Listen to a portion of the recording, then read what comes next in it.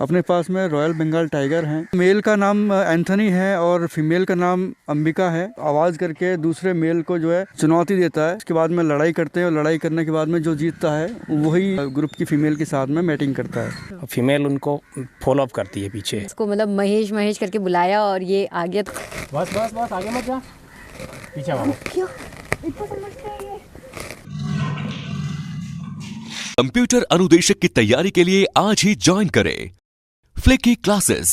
Online तैयारी के लिए डाउनलोड करें Flikki app. Offline centre Gopalpura bypass Jaipur. खमागानी, मैं गरिमा और आप देख रहे हैं झलको जोधपुर। और आज मैं आपको घुमाने वाली हूँ माचिया सफारी पार्क। बिल्कुल मैं आई थी हूँ माचिया बायोलॉजिकल पार्क में। तो आज आप वीडियो में जो है पूरा वर्चुअली माचिया सफारी पार्क में अठेरी कई खासियत है, कौन कौन जानवर मिले हैं, कई टेक्निकल एडवांसमेंट है अटैक और क्यों हो रहा है और तो लोकप्रिय जोधपुर में जानना है। देख जो आप लोग। तो अभी अपन टाइगर के केज के पास में आ गए हैं जी। हमारे पास में टाइगर की एक मेल और एक फीमेल है। पेयर हमेशा रखते हैं चिड़ियाघर के अंदर, जंतुआलय जू में के हमेशा एक पेयर ही रखते हैं ताकि उनका ब्रीडिंग करवाया जा सके।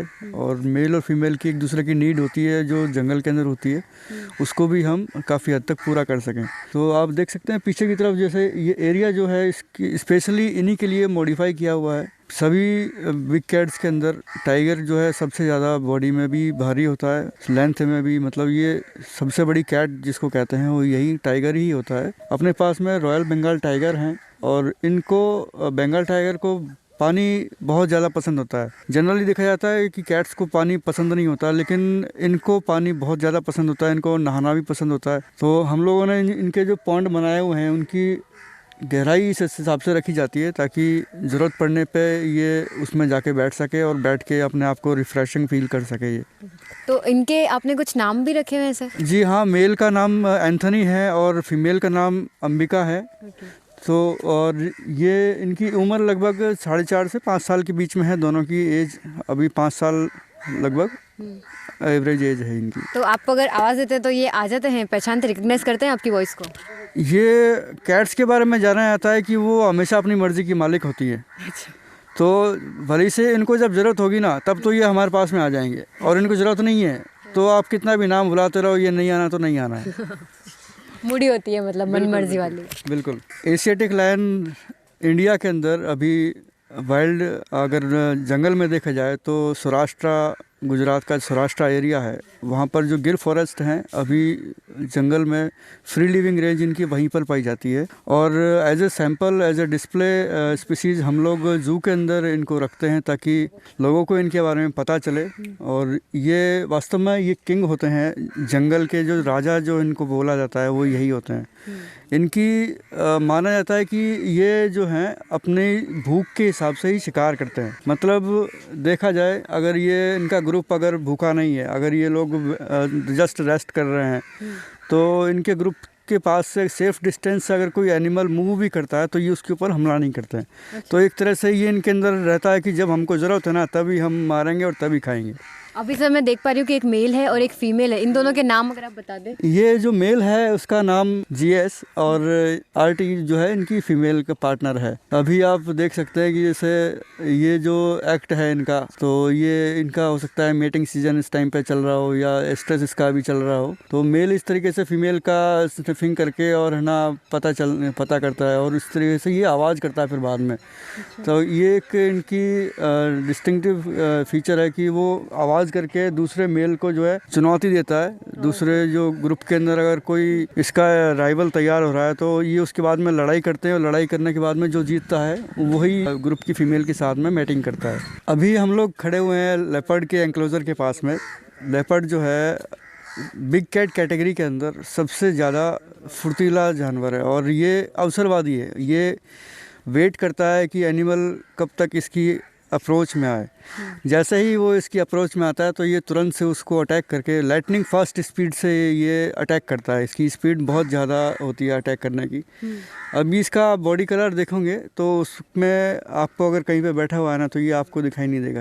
ये कैमोफ्लेज का मास्टर है एक तरह से। और दूसरा, इसको एरिया जो पसंद है इसी टाइप का हिल का एरिया, जो पहाड़ी एरिया है, इसको ज़्यादातर ये वहीं पर अपनी मान बनाता है, उसी में बैठता है। नॉक्टर्नल एनिमल है, इसकी एक्टिविटी नाइट में बहुत ज़्यादा होती है। होती है। टेरिटरी मार्किंग ये लोग नाइट में ही करते हैं, शिकार भी ज़्यादातर नाइट में ही करते हैं ये। तो हमारे पास में टोटल 4 लेपर्ड हैं, नाना और बेड़ा, दोनों मेल हैं और 2 फीमेल हैं।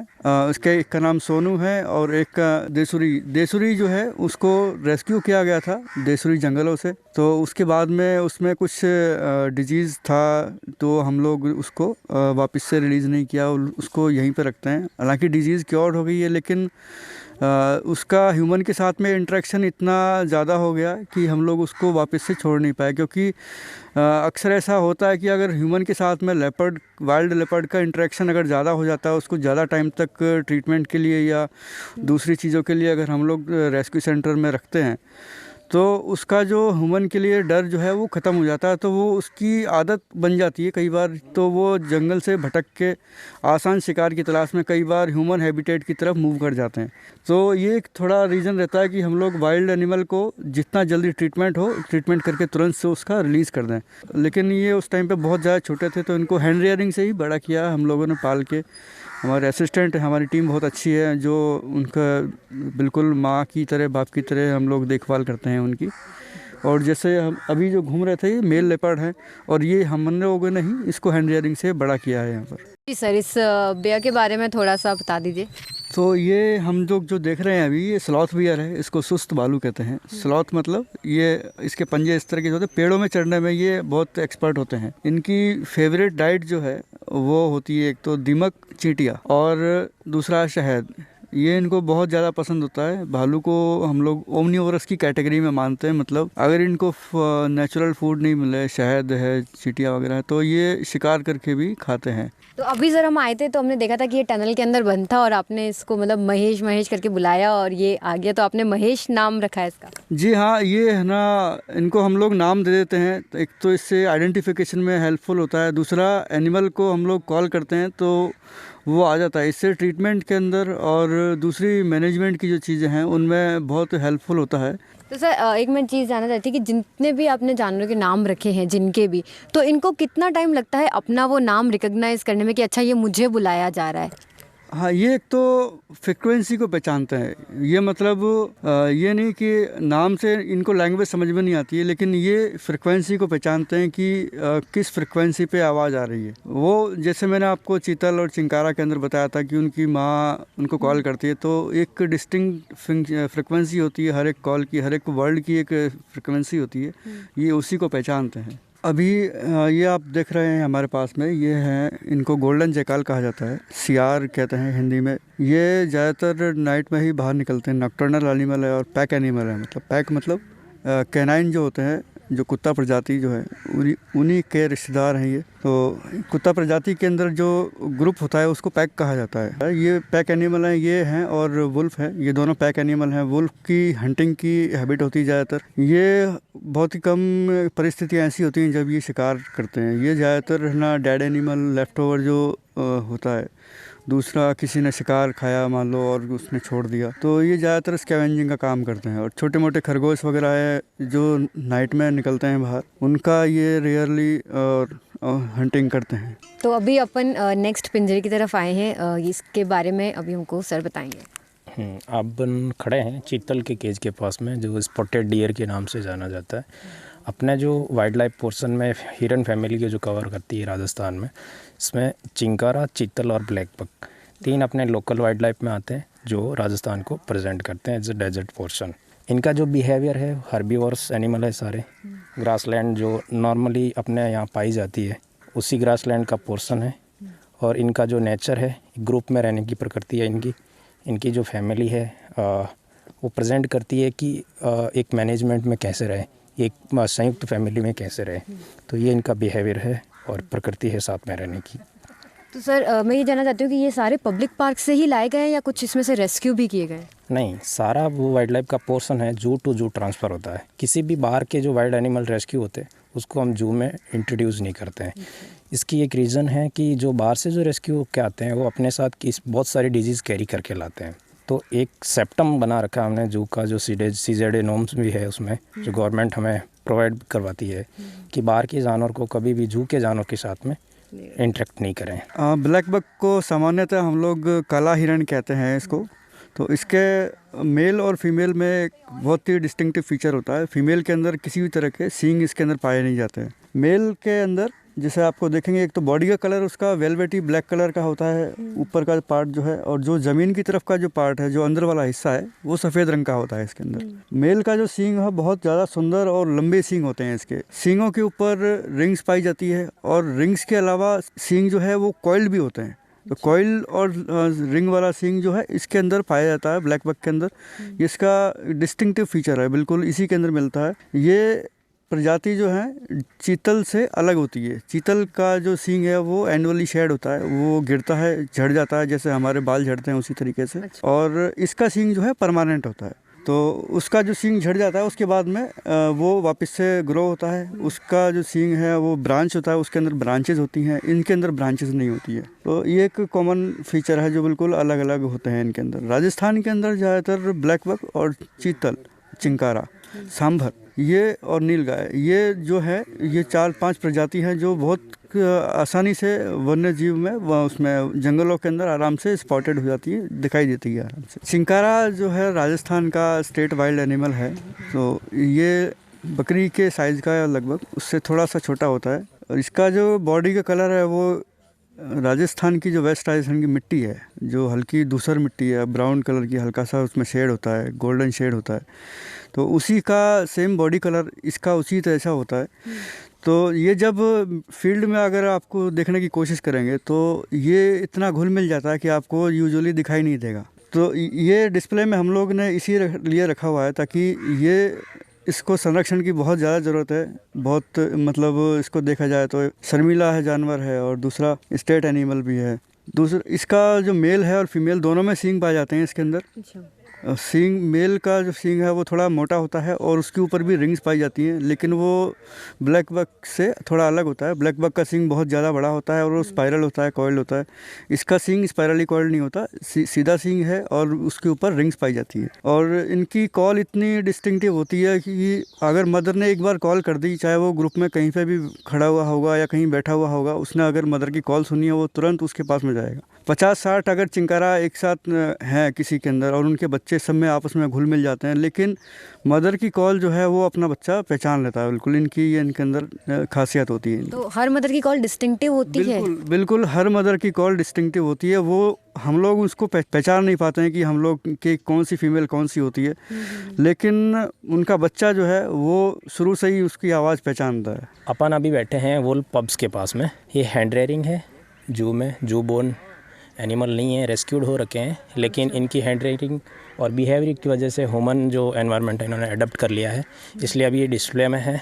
और इनकी जो नेचर है जो वाइल्ड डॉग के जैसी है, प्रकृति है, वो क्या करते हैं, एक ग्रुप में रहना पसंद करते हैं। जो डोमिनेट होता है मेल उसको आगे लीड करता है, और फीमेल उनको फॉलो अप करती है पीछे। और जो मान बनाने का तरीका है वो इनका है ग्रुप में एक साथ मिल के है ना, वो अपने घर को बनाने डेकोरेट करते हैं, उसको खोदते हैं, मिट्टी को निकालते हैं, जैसा आपको पीछे दिख ही रहा होगा। और ये मांसाहारी जानवर है, ये ज़्यादातर खुद शिकार नहीं करते हैं, कोशिश करते हैं जो मरा हुआ जानवर होता है तो उसको कैच करने की ये इनकी प्रकृति है। लेकिन कभी कभार ऐसा भी देखा गया है, ऐसा संभव नहीं हो फॉरेस्ट में, जंगल में, तो खुद भी शिकार करते हैं। इनकी पीछे की कहानी ये है कि जब ये रेस्क्यू हुए थे तो इनकी मदर का जो दूसरे एनिमल्स के साथ में फाइट होने की वजह से डेथ हो गई। तो ये ऑर्फन हमें मिले थे, तो तब से ये बॉटल फीडिंग से जो जू में मेरे पास में बड़े हुए थे हॉस्पिटल में, तो इस वजह से बहुत ज़्यादा फैमिलियर भी है। जंगल के सफाई कर्मी अगर कहा जाए किसी को तो वो होते हैं लकड़बग्घे।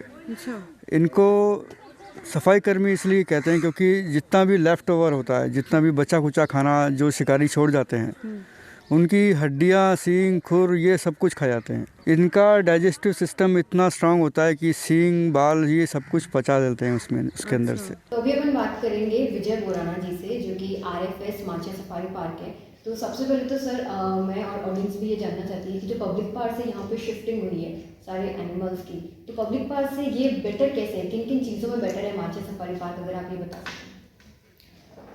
जैसा कि माचिया बायोलॉजिकल पार्क का यहाँ पे शुरुआत पब्लिक के लिए 2016 में शुरुआत किया गया था। इससे पहले जोधपुर जंतुआलय के नाम से ये सिटी के बीच में रन किया जा रहा था, जिसमें वहाँ पर स्पेस का बहुत शॉर्टेज रहता था।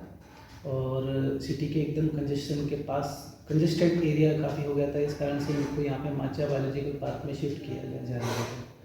और बायोलॉजिकल पार्क है तो इसमें अपना भी इनका जो केजेस है या एनक्लोजर्स है उसमें पूरा का पूरा इनका एनक्लोजर में नेचुरल इनका जो हैबिटेट रहता है उसी को ध्यान में रखते हुए उनको एनक्लोजर्स को डेवलप किया गया है ताकि इनको प्राकृतिक आवास वाला फीलिंग इनको आए और वो एरिया भी काफ़ी उनको घूमने फिरने के हिसाब से वॉकिंग करने या खाना वगैरह खाने के लिए पूरा एक बड़ा एनक्लोजर इनको मिलता है, तो उससे इनको सुविधा रहती है।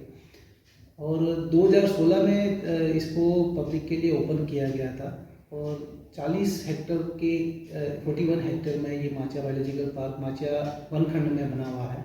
इसमें शुरुआती जो इसका फर्स्ट चरण था उसमें 20 एनक्लोजर्स बनाए गए थे। 20 एनक्लोजर्स में more than 30 species of animals यहाँ पर इनके रखी हुई है। इसके आसपास में भी काफ़ी अच्छा जो टूरिस्ट स्पॉट्स जैसे फाइलाना लेक वगैरह वो भी अवेलेबल है। तो एक कुल मिलाकर अच्छा एक टाइम व्यतीत करने के हिसाब से माचिया बायोलॉजिकल पार्क बहुत अच्छी जगह है। तो सर यहाँ पे एनिमल्स के लिए अपन ने क्या क्या जो टेक्निकल फैसिलिटीज़ होती हैं वो अपन ने कर रखी है जिनसे कि उनको ऐसा नहीं लगे कि वो किसी मतलब एक जू में है? ये हर एक एनक्लोजर्स में जो ओपनिंग प्लेस है उसमें एनरिचमेंट किया हुआ है। जैसे किसी जानवर को अगर केव या सुरंग टाइप चाहिए तो सुरंग टाइप पत्थर का लकड़ी का आर्टिफिशियली बनाकर उसमें लगाया हुआ है ताकि उसको प्राकृतिक आवाज़ जैसा फीलिंग है। आज मानो वीडियो आपने कैडो लागो कमेंट सेक्शन में बतानी मत भूलजो, ज़्यादा से ज़्यादा लाइक करजो, ये वीडियो ने ज़्यादा से ज़्यादा शेयर करजो। और अगर आपने भी ध्यान है जोधपुर में या जोधपुर आसपास ऐसी कोई जगह जिन्हें आप चाहो कि हमारे चैनल के थ्रू बतानी चाहो तो वो भी आप कमेंट सेक्शन में बता सको। सब्सक्राइब करना मत भूलजो झलको जोधपुर चैनल ने, बेल आइकन तो दबानो ही ताकि जितना भी नया वीडियोस आवेला आपने नोटिफिकेशन आ जावेला। फेसबुक माते भी आपने लाइक करना है, फॉलो करना है झलको जोधपुर पेज ने। जय हिंद, जय जोधाना।